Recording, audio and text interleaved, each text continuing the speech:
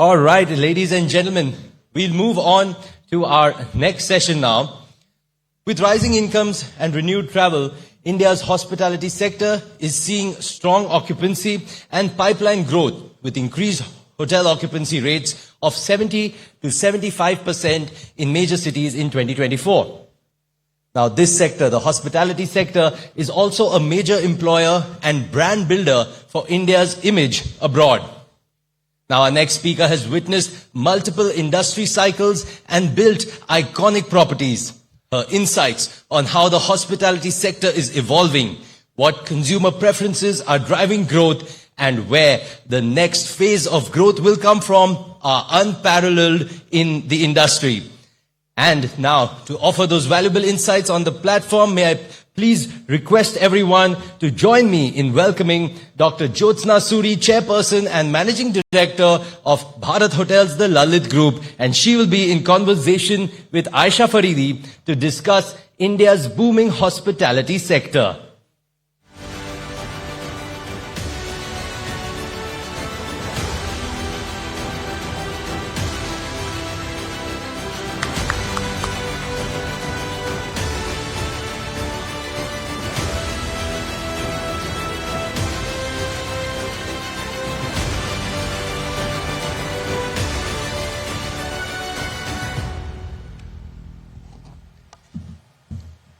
Thank you so much for your time, ma'am, today. And what a sector you represent. If you could just take that mic right next to you. Hospitality, what India has been known for, what India is known for, and in India will forever be known for, right?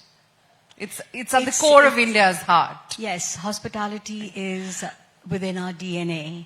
Yeah. And it comes very naturally to all of us Indians. Yeah, absolutely does. But you know, what I want to talk about is the way hospitality and the tourism sector has evolved since COVID times. And look how far we've come in the last 5 years. I mean, to think of it, everyone sort of wrote off the industry during COVID, and no one thought that it's going to get back to this level that it is at. Did you anticipate that the growth would be so fast and we would recover so strong? Well, we were sitting at the bottom of the pit, if I may say so. And all of us had decided that this was going to be the end. But we had a remarkable recovery. We didn't expect it. So we were getting hopeful, but we never thought that the recovery was going to be so remarkable. And we are back with a bang, and we're stronger than ever before. Absolutely. But what I want to talk about is the COVID lows have been recovered and recovered strongly. The way that we're seeing the boom in the tourism sector right now, where do you foresee the next 5 years from now? What could we be staring at?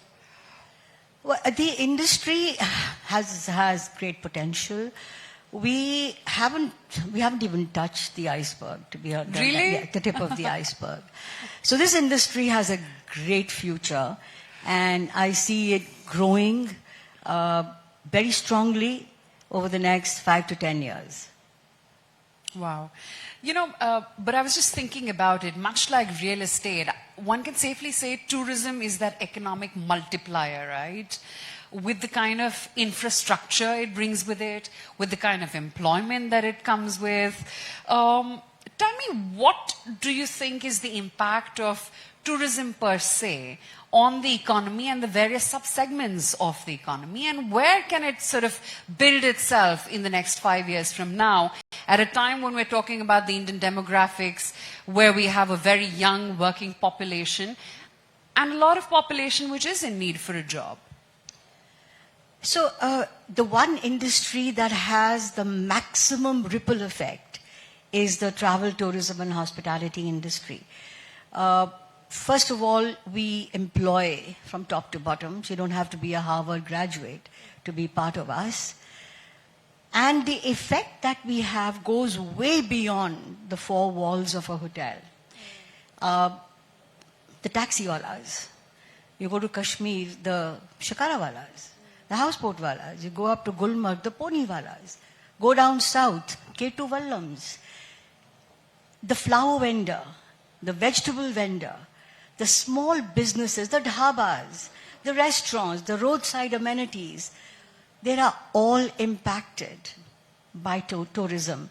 So this is one industry that has the maximum ripple effect, and it reaches way beyond the four walls of a hotel.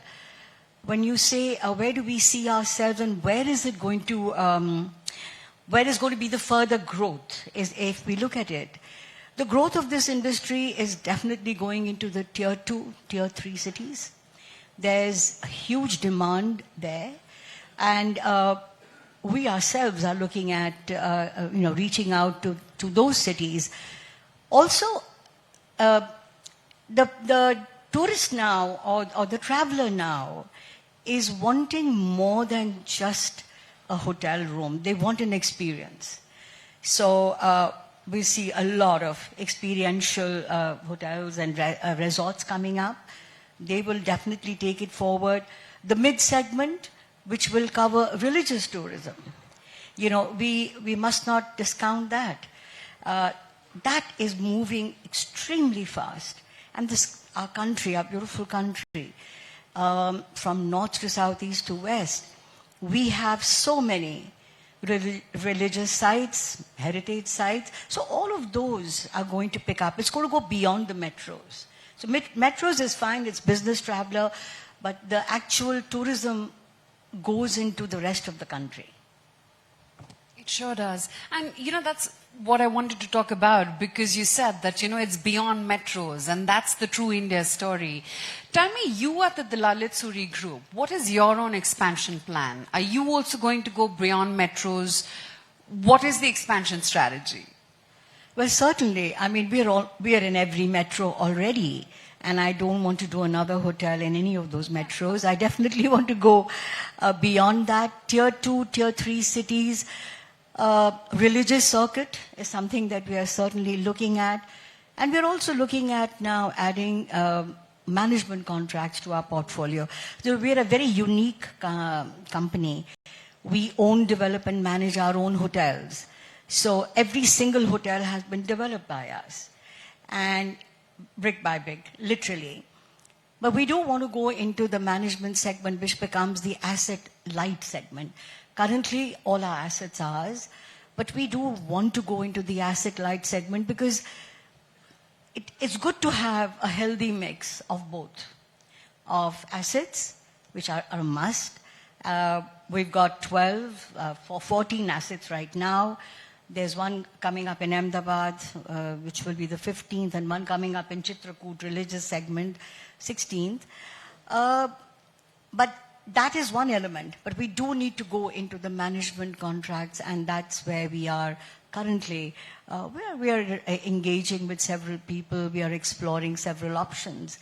And we see ourselves going deeper into the country, into geographies where we are not at the moment present. So would it be more just tier 2, 3 cities, or would it be spiritual hospitality specific expansion? It would be both. Tier 2, tier 3 cities, which is more business-like, and there will be spiritual hospitality. We're doing one in Chitrakoot as well. I don't know how many of you know that Lord Ram spent 12 years of his exile in Chitrakoot. So it's a huge, there's a huge population of India that wants to do the Ram circuit, and Chitrakoot becomes a very important part of the Ram circuit. Sure does. Any plans to travel to the capital markets, IPO? Well, that's a never-ending question that I get asked often enough. But you do an IPO when the time is right. And when we do an IPO, which will happen, the IPO is not just for writing off your debt. Our debt is pretty good right now. Our financial position is quite healthy. But it is also for further expansion plans. Yes. So as and when we are ready, and we are moving towards that, we will go public at some point when the time is right. Which is in how many months or years from now? It's difficult to say. It's difficult to say, but yes, ultimately we will, because currently we own it's a privately owned company. It's more than 98% that is with us. So definitely want to go public, but at the right time, it will happen. So when you look at India's hospitality sector, and like you just said, that it's so much at a nascent stage, there's so much left to be explored. Where do you think are the shortcomings, or rather challenges, that the industry per se, and as well as your hotel chain, faces, say, in the next 5 to 10 years? And would it really be about the skill set? Would it really be about employment, finding the right people to do the right tasks? So there are two major elements that I need to highlight here. One is connectivity. One of the biggest challenges that our industry faces is connectivity. It's not just about coming to the metros. If we have to really develop tourism into the rest of the country, connectivity becomes a huge issue. I mean, I'll give you an example of our Khajuraho hotel. It's one of the most beautiful hotels in our portfolio. Lovely airport, but no flights. So it's a World Heritage Site. It is the land of Kama Sutra. But we have such poor connectivity there. So connectivity becomes a major issue. That's one. Having said that, there's been a lot of improvement.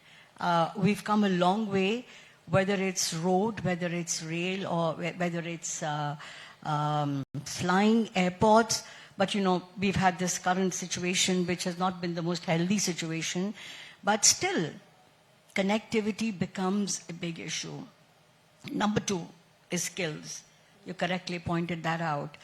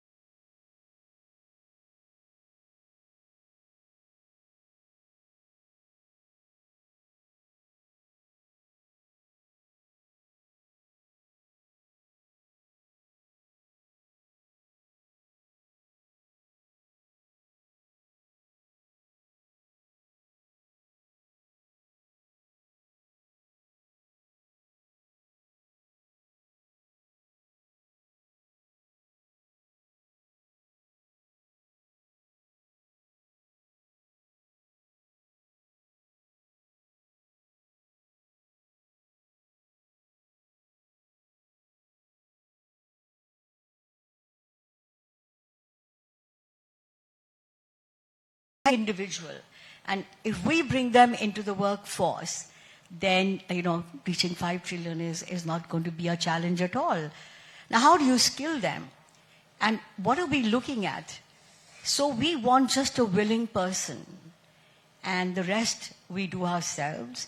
We have to skill marginalized communities.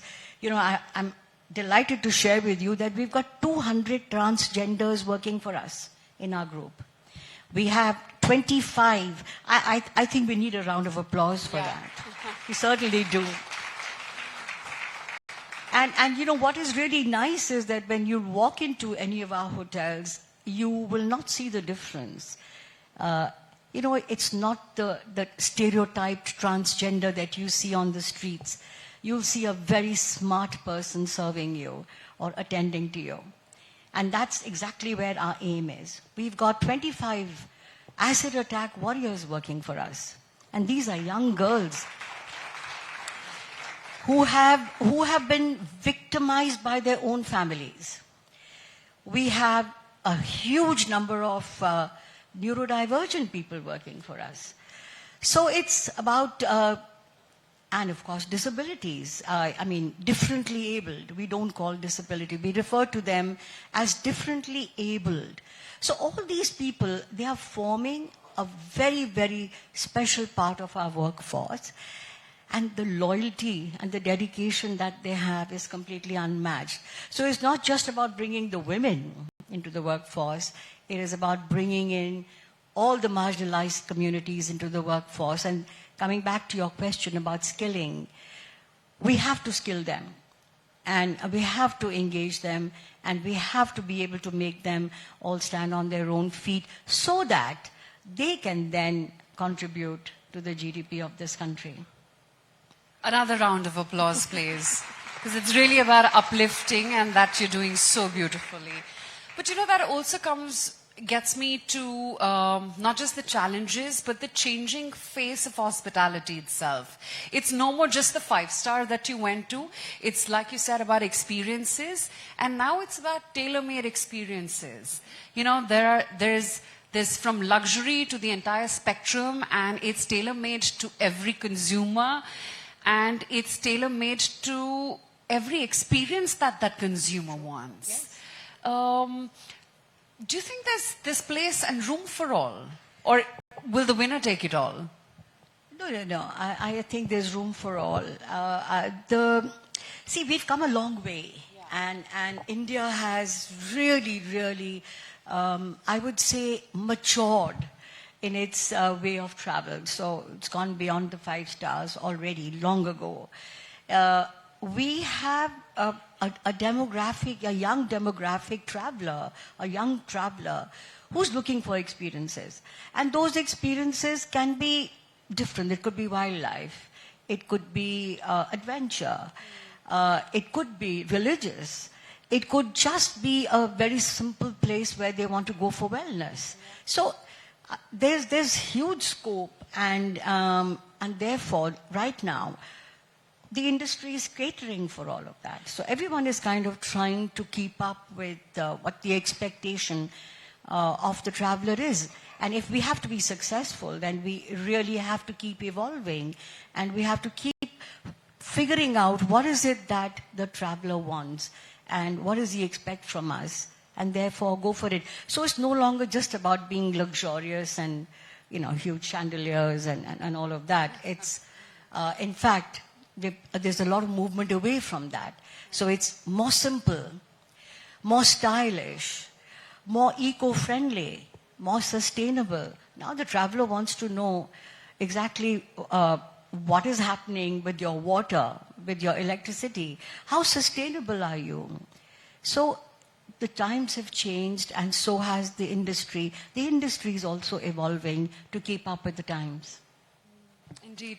But you know, as the industry evolves, by the end of it, while at the heart of it is the experience and the hospitality, it also is about making money.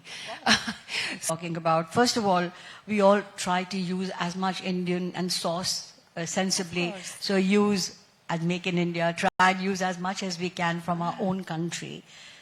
But it is about sustainability, which means, you know, sustainability is not just about water and green and energy. It is about how sustainable is your business. So your business model has to be sustainable. Now, if you have spent, like you've gone over the top, spending money on a hotel, and your returns are not, commensurate with that, your business is not sustainable. So today, when you venture into a new project or you make a new hotel, your return of investment becomes extremely important.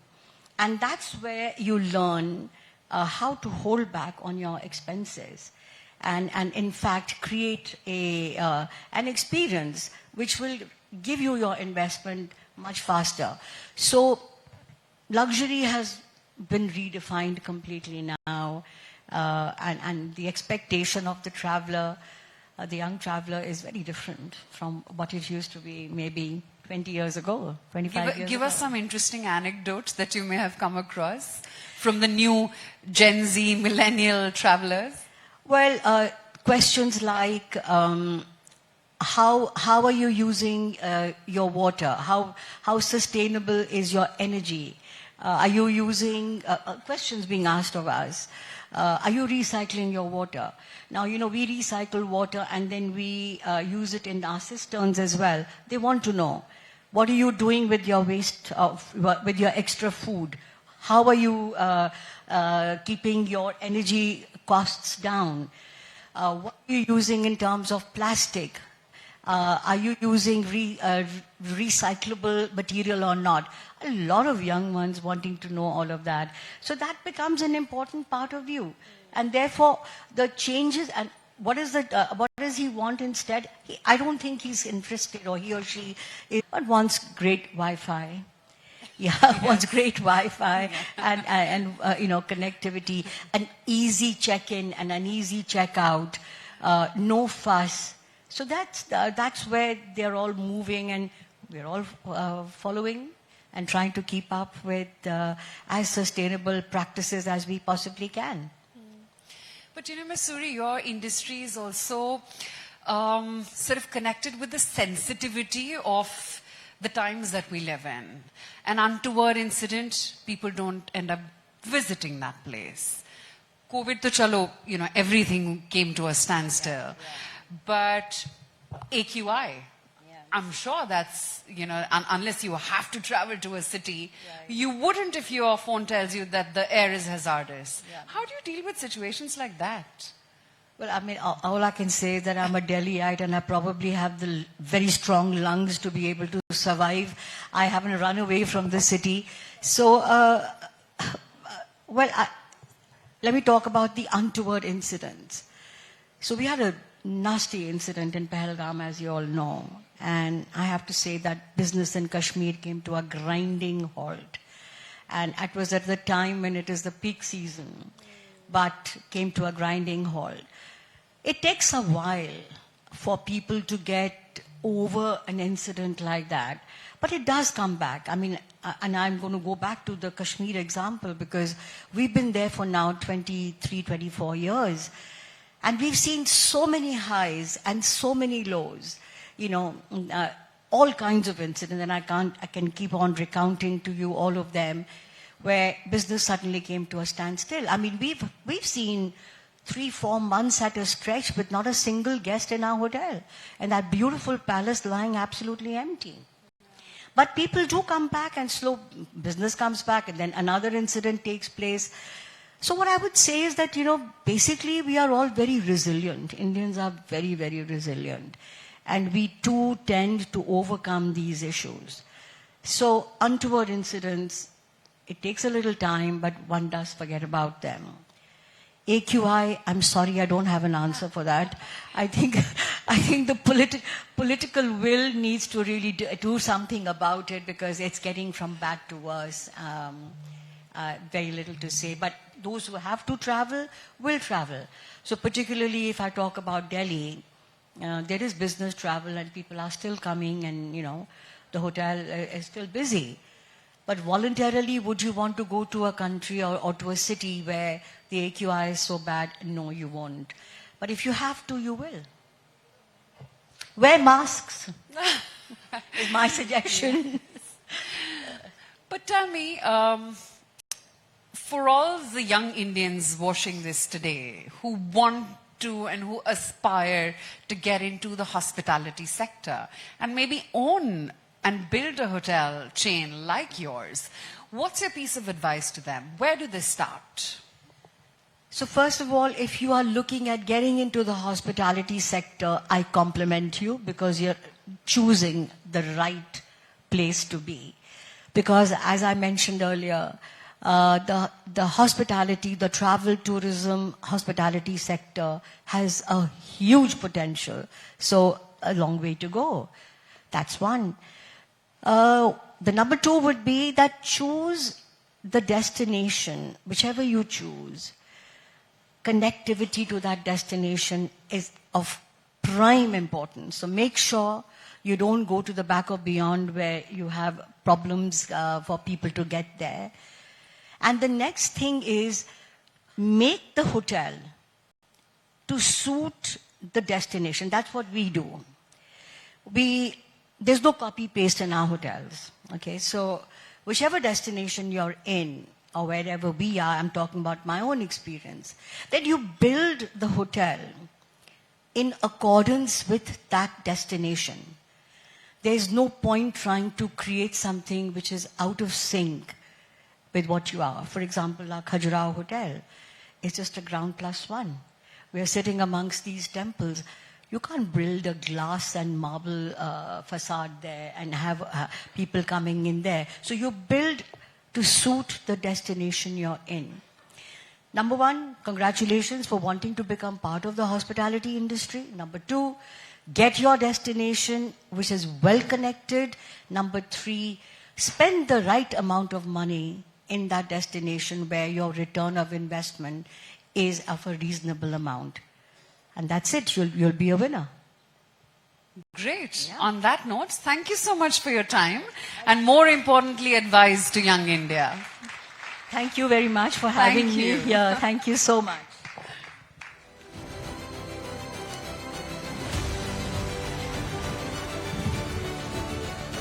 Thank you, Dr. Suri, for that. And thank you, Aisha, for that very interesting session on the hospitality sector's growth trajectory.